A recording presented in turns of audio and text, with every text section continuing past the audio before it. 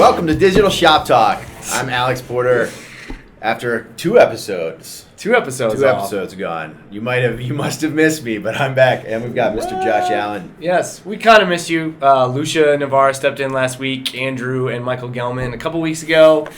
Some good stuff, kind of 2016 predictions, but we want to focus a little bit more today around travel and hospitality. Yeah, believe it or not, it's spring is right around the corner. Really? And with spring comes spring break, and with summer comes summer vacation. So I don't know if you're like me, but I like to travel a lot. Apparently, a lot of America and the Americans like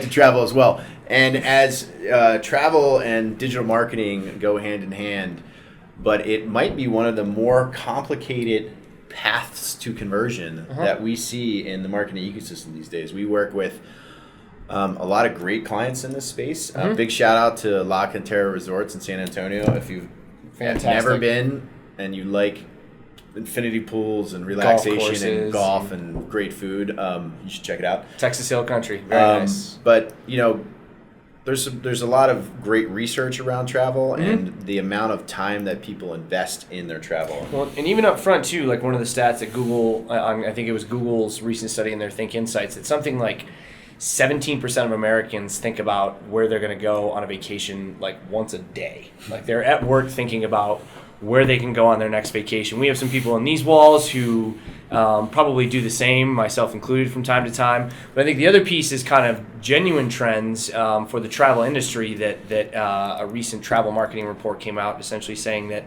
one, there's a lot of focus on millennials. I don't want to spend a lot of time on that because it's been talked about, ad nauseum. But the other big piece is kind of, travel experiences. One that they really highlighted was that they expect to see in 2016 a spike in kind of wellness travel, right? So people really, you think of going on vacation as a relaxing environment, but then you bring the kids and you plan something for every day. And before you know it, you get home and you need a vacation from your vacation, right? So more and more folks and more travel companies, and whether that's hotels, airlines, whatever, are trying to kind of navigate this idea that people are traveling to really kind of relax, which seems strange, but the fact is that, the industries that come with it. So traveling to a location that has a spa, not something necessarily what you would think of like going to Disneyland on vacation or, a golf trip, for example, but really kind of this rejuvenation and wellness piece. The other big one was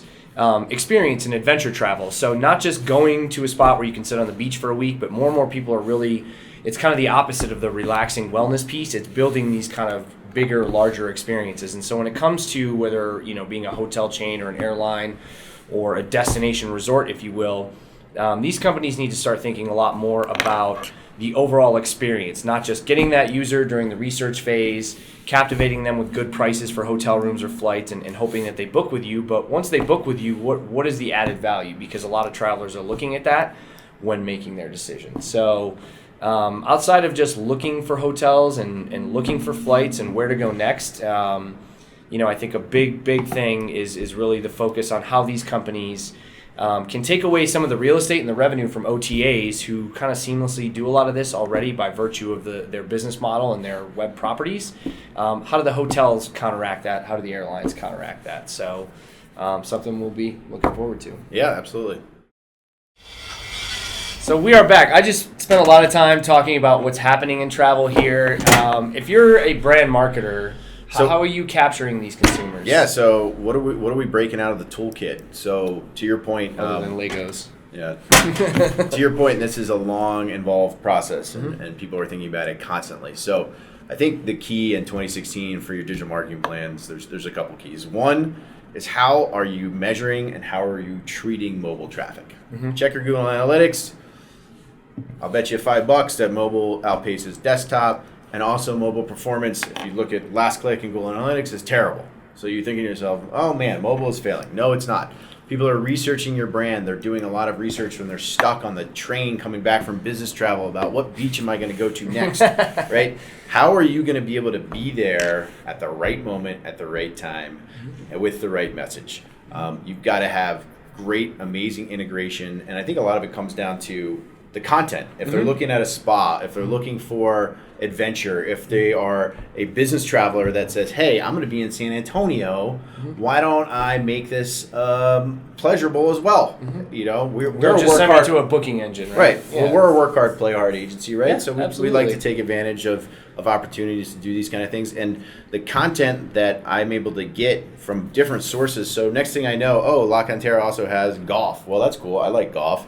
They also have these great restaurants. They're near these things. So it comes down to the experience that you provide, but then also measuring those touch points along the way. So this is a broken record, but measure everything and look at the attribution path. How do these different pieces work together and have a mobile plan? This so, 2 years ago was the year of the mobile. Now is the year of, you got to be kidding me. Why aren't you with it? Get with it, mobile. I think the piece about research from a mobile is that can't be underestimated enough, because even when like you're on vacation, you could be researching things to do while sitting in that beach chair, sitting by the pool. So, and to your point about OTAs and distribution, I think pretty much everyone will check that just from a price comparison standpoint. So if I can find a cheaper price somewhere else on your own website, I'm going to lose trust in that from a repurchase standpoint. So there's the distribution angle of things from a revenue standpoint, and then there's also the marketing and the messaging. So make sure those things are working together. Hopefully we can all do a lot of great travel this year to wonderful places to relax. Costa Rica, whether that's business or leisure.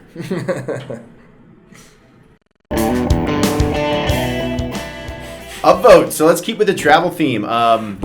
We are in Denver, and we like to go to San Francisco for conferences, for wine, for leisure travel. So our upvote is actually going to be for Virgin America for recently opening a Denver to SF route, which has right now amazing rates. So I've never flown them, but me either. I'll be trying. I'm going to go to the Marketing Technology Conference in March. If any of you guys are going to be there, let me know. I'm going to take Virgin and check it out. Nice. One more upvote too, real quick. We talked a lot about mobile, and particularly with travel today. We talk a lot about Google here, but it's for good reason. Google actually launched an addition to their Micro Moments video that they put out earlier last summer, one that is very focused on travel and travel micro moments, with mobile being a huge part of that process for a customer. See, it all ties together. It all ties together. So we're going to give an upvote here. Check out the video right now. And go book a trip.